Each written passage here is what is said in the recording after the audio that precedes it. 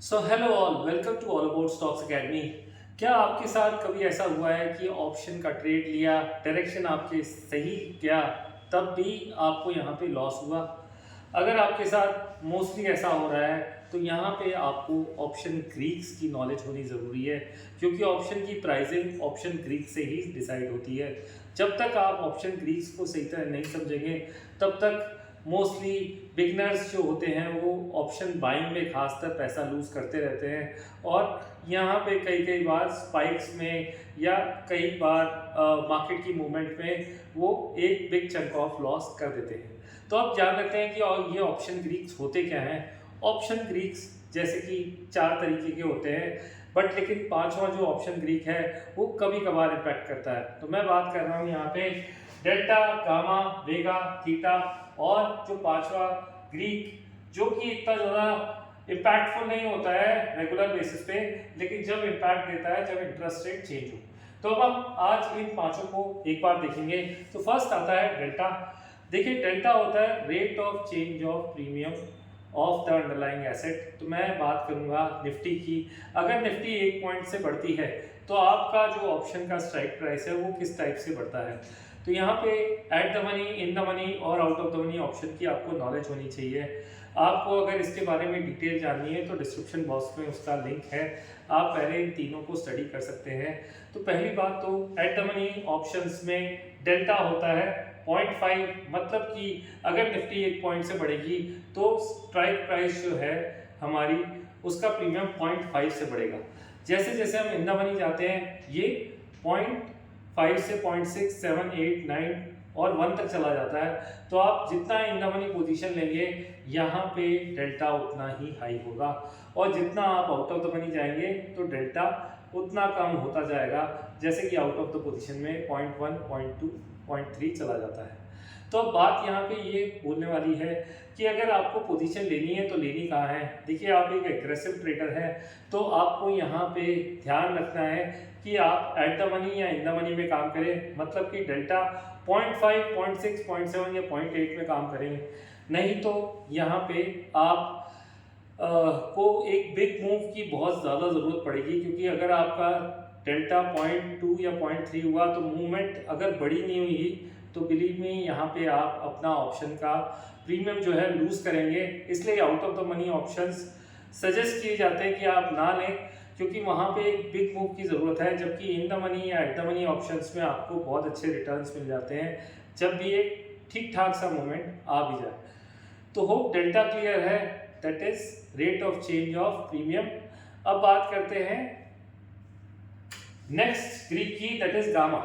Gamma जो कि rate of change of delta है, मतलब कि स्पीड जिससे डेल्टा चेंज होता है। तो आपने देखा होगा कभी निफ्टी 5-5 पॉइंट करके 100 पॉइंट्स बढ़ी और पूरे सेशन में 100 पॉइंट्स बनी, तो यहाँ पे प्रीमियम्स पे ज़्यादा इम्पैक्ट नहीं आएगा। लेकिन अगर निफ्टी 100 पॉइंट्स बढ़ी 5 मिनट के अंदर, तो यहाँ पे आज आप देखेंगे तो प्रीमियम्स में बहुत बड़ी स्पाइक आ जाएगी। क्यों आती है? गामा की वजह से। तो अगर gamma is like rate of change, तो अगर स्पीड बहुत तेज हुई तो ये ऐड हो जाता है डेल्टा के अंदर, और आपका प्रीमियम का प्राइस जो है बहुत जल्दी बढ़ा देता है। बोलने वाली बात यहाँ पे ये है कि अगर आप गामा को देखना चाह रहे हैं तो इसका सबसे ज़्यादा इम्पैक्ट एक्सपायरी पे होता है, और एक्सपायरी पे आप देखेंगे तो प्रीमियम बहुत तेज़ी से मूव होते हैं, और यहाँ पे ये टारगेट या स्टॉप लॉसेस बहुत जल्दी हिट कर जाते हैं, क्योंकि गामा पीछे होता है, और एक्सपायरी पे टाइम पे आपको इसको ध्यान में रख के चलना है। नेक्स्ट आते हैं वेगा पे, दैट इज वोलेटिलिटी। तो आपने देखा होगा काफ़ी मेजर इवेंट्स मार्केट में लाइन अप होते हैं, जैसे कि बजट, इलेक्शंस, रिजल्ट्स। तो ये समय पे आप देखेंगे वोलेटिलिटी बहुत हाई होती है, that is implied volatility of the option, IV भी बहुत हाई होती है। और एक बार इवेंट जब पास हो जाता है और रिजल्ट हमारे सामने होता है तो आईवी एकदम से रिड्यूस होती है, जिसकी वजह से प्रीमियम भी एकदम से रिड्यूस हो जाते हैं। तो अगर कई बार डायरेक्शन हमारा सही भी हो, लेकिन यहाँ पे अगर वोलेटिलिटी सही तरह से हमने नहीं ट्रैक की, तो एज अ ऑप्शन बायर काफ़ी लोग लूजिंग एंड पे रहते हैं। और हमें यहाँ पे यही चीज़ का ध्यान रखना है कि हम कितनी वोलेटिलिटी का कितना प्रीमियम दे रहे हैं। तो वेगा यहाँ पे आपको ये बताएगा कि ऑप्शन कितना ज़्यादा वोलेटाइल है और आप कितना पेमेंट उसका कर रहे हैं इन ऑप्शन प्राइमरी। अगर ज़्यादा वोलेटिलिटी रही और आपने इवेंट के बाद उसको होल्ड रखा तो आप यहाँ पे हो सकता है एज अ लूजिंग एंड पे रहे, इवन आपका डायरेक्शन सही हो तब भी। अब बात करते हैं नेक्स्ट ग्रीक की, that is theta. Theta is time DK. तो देखिए ऑप्शन का जो ग्राफ होता है वो करीब पैराबोलिक होता है।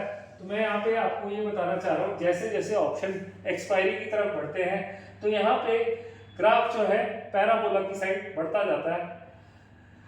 तो अगर मान लेता हूं मैं कि ये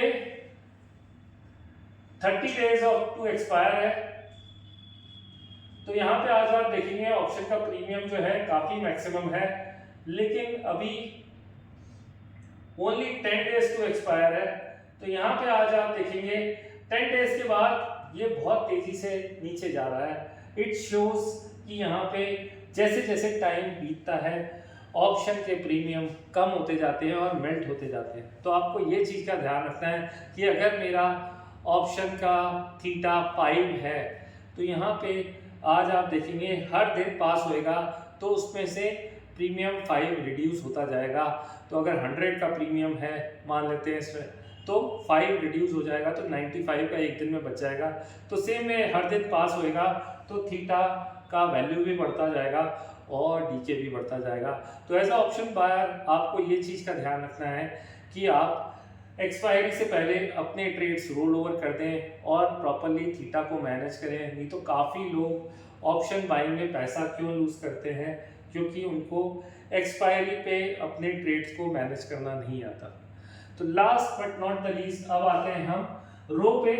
रो जो कि एक ऐसा ग्रीक है जो डे टू डे प्राइसिंग में इतना ज़्यादा इम्पैक्टफुल नहीं होता है। रो होता है इंटरेस्ट रेट का ग्रीक, कि जब भी इंटरेस्ट रेट कम या ज़्यादा होती हैं ये इम्पैक्ट करता है। तो इंटरेस्ट रेट ज़्यादा होंगी तो ऑप्शन के प्रीमियम ज़्यादा बढ़ जाते हैं, उसकी वजह से ऑप्शन एक्सपेंसिव हो जाते हैं। और वैसे ही अगर इंटरेस्ट रेट कम होती है तो ऑप्शन के प्रीमियम कम हो जाते हैं और एक तरीके से रो की वजह से ये होता है।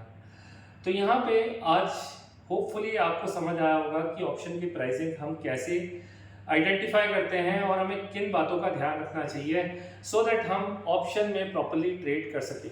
तो होपफुली ऑप्शन ग्रीक्स को आप अच्छी तरह यूज करेंगे। That is delta is like rate of change of underline, gamma is for speed, तो आपकी स्पीड कैसी है ऑप्शन की, vega is for volatility, theta is for time decay, and last but not the least rho for interest rate. Hope this information is useful to you.